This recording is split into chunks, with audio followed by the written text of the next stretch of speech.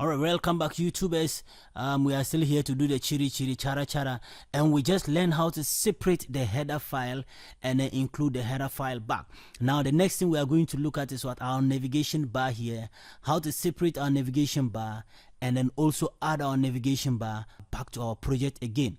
So we'll go back to our project file, the openindex.php, and then this time around what we are going to look for is our sidebar.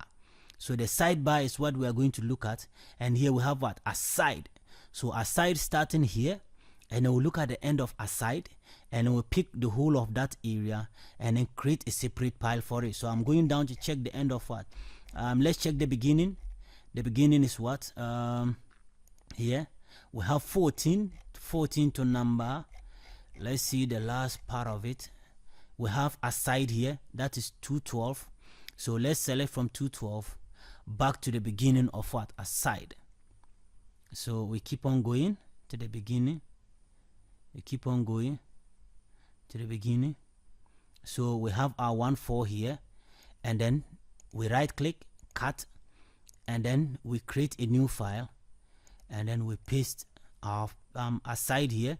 Then we'll go to save, and then we save it as aside.php. So that's our navigation. If you want, you can also save it as navigation or menus or whatever you want to save it. It's up to you to save it, because this is our navigation bar, this is our menu bar too as well. But I'm just keeping with the tag name for it, just like that, nothing else. Yeah, so I'll save that, and then we save our index file.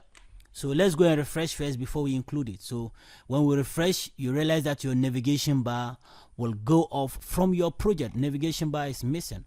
So now let's include our navigation bar back to the project. So we copy the same file again, the same PHP code again, paste it here, and then we edit our header as aside. Then we save it. We save it, and then we'll go back to refresh, and I realize that yes, our sidebar or our navigation bar is back to our project again. So we keep on narrowing the files down until we get to the last part of the whole project, and then we'll continue writing our PHP code. So now we have our sidebar or menu bar or navigation bar back to our project. So that is how to separate or narrow this file project down and keep on including them on a single file to generate the same file you are having in what?